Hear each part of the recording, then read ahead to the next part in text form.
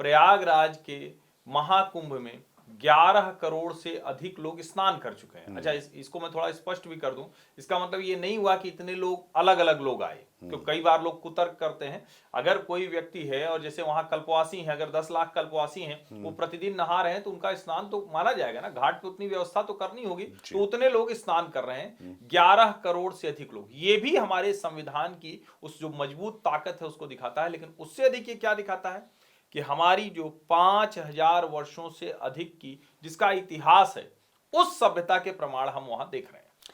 बिल्कुल। और मैं इसीलिए एक बात हर्षवर्धन ज़्यादा यहाँ पर कहना आवश्यक है, क्योंकि जब 40 करोड़ लोग डुबकी लगाते हों एक तट पर, पता नहीं कितने देशों की आबादी के बराबर, तो वो दिखाता है। और कुंभ तब से है जब से हमारी राष्ट्र की अवधारणा है, जब से हमारा राष्ट्र है, समझ लीजिए। जो 1947 वाली बात हर्षवर्धन ने जो कही है ना, इसको थोड़ा सा समझने की आवश्यकता है। अपने आप को थोड़ा पहचानिए, अपने स्व को पहचानिए, और ये जानिए कि आपका मूल कहाँ है और कहाँ से आपकी सभ्यता और संस्कृति का प्रवाह चलता चला आ रहा है। तो प्रयागराज में, लेकिन प्रयागराज का मामला है, प्रयाग के हर्षवर्धन त्रिपाठी हैं और वहां पर अभी अच्छा खासा प्रवास कर कर आ रहे हैं। तो वहां पर एक चीज है हर्षवर्धन, मैं चाहूंगा कि वहां के बारे में तो आप डिटेल में बताएं, लेकिन ये जो मतलब दो टकिए यूट्यूबर्स हैं, मैं दो टकिए इसलिए कह रहा हूं क्योंकि ना उनको खबर का पता है, ना मर्म का पता है, ना समाज का पता है, ना संस्कृति का पता है। जिस तरीके की जो विद्रूप तस्वीरें कई दिखाने की कोशिश की हैं, वो कुंभ की विराटता को समझना है। Harshvardhan, over to you. नहीं, बिल्कुल। और ये आपने ठीक कहा, मैं इस पर कतई कोई ऐतराज नहीं करूंगा। दो टकिए भी कहना थोड़ा गलत होगा। ऐसा व्यक्ति जिसको ये नहीं समझ में आ रहा है कि धर्म, अध्यात्म, संस्कृति, सभ्यता हमारी पहचान का कुंभ है। जब हम मेला कहते हैं तो मेला हमारी संस्कृति में है, क्योंकि एक दूसरे से हम समझते, जीवन जानते, थोड़ा सा उसको सुधारते, थोड़ा सा खुद सुधरते हैं। जब माँ गंगा के किनारे पर हैं तो आजकल कुंभ के अवसर पर एक तरह से कहें कि कुंभ एंथम जैसा बन गया है, जिसकी लाइनें हैं ना कि प्रथम यज्ञ भूखंड धरा पर, और आर्यों का आगाज है ये संगम की धरती, ये प्रयागराज है। तो चूंकि ये माना ही जाता है कि वहां पर दशाश्वमेध जो मंदिर है, वहां पर ब्रह्मा जी ने सृष्टि की रचना के बाद प्रथम यज्ञ किया था, यानी पूरे संपूर्ण जो ब्रह्मांड है, जो धरा उसकी है, भूखंड है, उस पर। फिर यह भी कहा जाता है कि युधिष्ठिर ने अपने पूर्वजों को वो मुक्ति मिले, मोक्ष मिले, उसके लिए 10 अश्वमेध यज्ञ किए थे। वो दशाश्वमेध घाट है। अब तो वो पक्का बन गया है। पहले सिर्फ काशी में ऐसे पक्के घाट हुआ करते थे, हरिद्वार में हुआ करते थे। अब यहां भी आपको शानदार पक्के घाट कई बन गए हैं। किला घाट है, दशाश्वमेध घाट है। लेकिन मैं आपको बताऊं, आप वहां जाएंगे ना, तो आप जिसको कहते हैं कि सब सुध बुध खो बैठने वाली स्थिति। आपको लगता है कि किस हम मतलब कोई तो शक्ति है जो हमें नियंत्रित करती है, अपने हिसाब से चल रहे हैं। 24 घंटे प्रति क्षण लोग जहां गंगा घाट है, संगम से लेकर हर गंगा घाट पर स्नान कर रहे हैं। लोग चलते चले आ रहे हैं एक दूसरे के साथ, उनको पता भी नहीं कितने किलोमीटर चल गए। वो यूट्यूब पर और टीवी पर और दूसरी जगहों पर भले लिखें कि 5 किलोमीटर चले, 10 किलोमीटर चले, 15 किलोमीटर चले। अच्छा, ये शहरी लोगों के लिए ज्यादा समस्या है।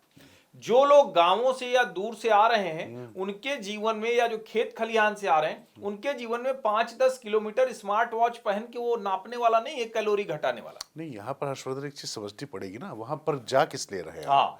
आप ये समझिए ना कि शुभ सुविधाओं को छोड़कर, तज कर आप धर्म और अध्यात्म की धारा से जुड़ने जा रहे हैं। आप प्रयागराज में त्रिवेणी में डुबकी लगाने जा रहे हैं, और आपको लगता है कि वहां पर आप अगर गोवा, दमन, दीव जा रहे हैं तो ये समस्या आपकी है। अच्छा, यहाँ मैं एक रोक के आपको बताऊं। अच्छा कि आपने बोल दिया, नहीं तो ये शायद संदर्भ में मैं भूल जाता।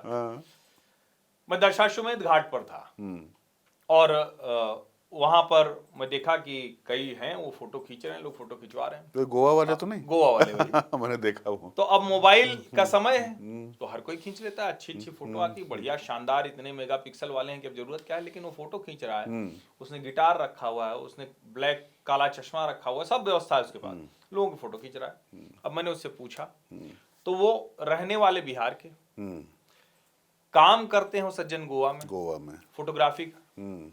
कह रहे हैं गोवा में फोटो खिंचाने वाले नहीं है, सब यहाँ आ गए। कुंभ में फोटो खिंचाने वाले हैं।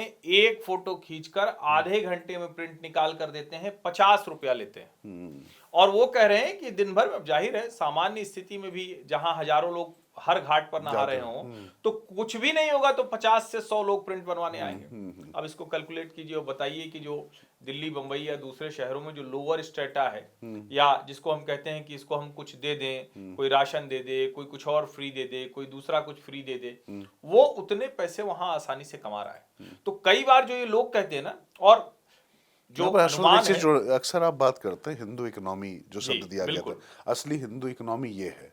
आप ये देखिए कैसे जो है पूरा अध्यात्म के साथ साथ जो विकास की जो धारा बहती है साथ में, वो ये समानांतर है, दोनों एक दूसरे के विरोधी नहीं है। कैसे जैसे जैसे समाज विकसित होता है वैसे वैसे आपका आर्थिक विकास भी होता चला जाता है। और ये जो मेला जिसकी बात कर रहे थे, और ये बात मैं इसलिए कह रहा हूँ क्योंकि हिंदू इकोनॉमी जो तमाम जो बिल्कुल। वर्ड दिए जाते थे वो डेरोगेटरी शब्द दिए जाते थे, उसको ये महाकुंभ का महापर्व कैसे धराशायी कर रहा है, और कैसे एक नया जिला, नया शहर बसा हुआ है, एक पूरे कई देशों से ज्यादा की आबादी वहां पर पहुंच रही है। तो इसको देखिए, ये है हमारी सनातन संस्कृति की जो ताकत और हमारा मैनेजमेंट भी। अब आप ये समझिए, सड़क की भीड़ तो सब दिखा रहे हैं, किसी ने अभी तक वो वाली भीड़ नहीं दिखाई है, लेकिन मैं उसका जिक्र करता हूं। यहाँ नावों की लेन लगी हुई है, और नाव से लोग जो संगम जाते हैं किला घाट से, तो मैंने पूछा भैया कितनी नाव होगी, तो 3 से 3,500 नाव निरंतर वहां लोगों को संगम, सोचिए, फेरी चल रही है, स्नान करा रही। अब वो कौन लोग हैं? सब निषाद मल्लाह। उनके साथ कौन है? उन्हीं के गांव घर के दूसरे, जिनको हम कहते हैं कि अरे ये जाति को दबाया जा रहा है, ये जाति को दबाया जा रहा है, इसको तो हिंदू मेले में जगह ही नहीं होगी, इसको तो मंदिर में जगह नहीं होगी। अब जब हम हिंदू अर्थव्यवस्था की बात करते हैं तो सब मंदिर के इर्द गिर्द होता है। तो मंदिर मतलब आस्था, महाकुंभ मतलब आस्था। तो मंदिर और महाकुंभ में बहुत फर्क नहीं है। और वहां पर जो 2019 वाला कुंभ था, तो फिक्की का अनुमान था 1.25 लाख करोड़ के, 4,000 करोड़ रुपया सरकार ने खर्च किया था, 1.25 लाख करोड़ का रेवेन्यू था। इस बार 7,000 करोड़ रुपया खर्च किया। 2 लाख से 4 लाख करोड़ के बीच में, अभी चूंकि अनुमान लगाना भी कठिन हो रहा है क्योंकि इतना प्रवाह जा रहा है, इतना प्रवाह है। अब इतनी तरह की चीजें, आप सोचिए, इस महाकुंभ की वजह से देश के हर हिस्से में जो टूर ट्रेवल ऑपरेटर हैं उनका बम बम हो गया है। मतलब जगह नहीं मिल रही है, जगह नहीं मिल रही। आप तो होया है, बिल्कुल, हम तो जा नहीं पाए।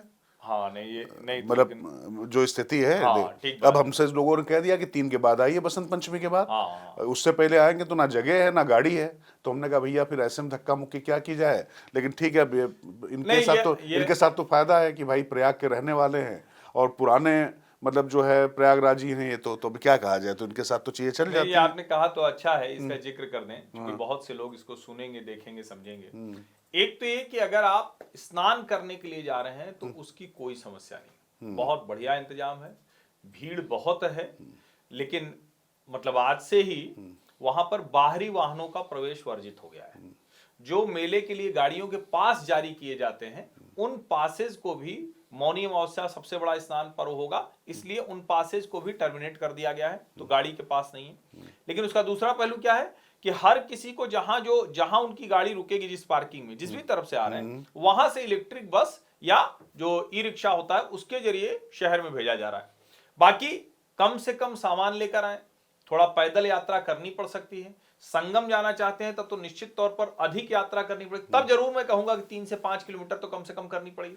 गंगा के लिए ऐसा नहीं है, आप अगर गंगा पथ की तरफ से आएंगे या अरैल की तरफ से आएंगे तो आप कहीं भी गंगा स्नान कर सकते हैं, दशाश्वमेध घाट पर कर सकते हैं, उधर अरैल घाट पर कर सकते हैं, तो वो कोई बहुत संकट नहीं। फिर तीसरा, झूसी की तरफ से आएंगे तो आप झूसी से घुस सकते हैं, तो उधर भी बड़े अवधेशानंदी से लेकर सारे बड़े अखाड़े और सब वो शिविर हैं। अरैल की तरफ परमार्थ निकेतन है। इधर आप आएंगे तो सेक्टर 6, 7, 8, 9, यहाँ मेले का सारा रंग है, रौनक है। तो सारी प्रदर्शनी, सारा सब कुछ यहीं पर है। तो ये आपको मैं इसलिए बता रहा हूं कि अनुमान लगे कि आपको जाना कहां है, आप तय कीजिए। बाकी मेले में अगर आपको जाना है तो आप जिस अंदाज में जाना चाहें, अगर गंगा किनारे बैठना है तो कोई दिक्कत नहीं, कहीं भी आपको भाव मिलेगा।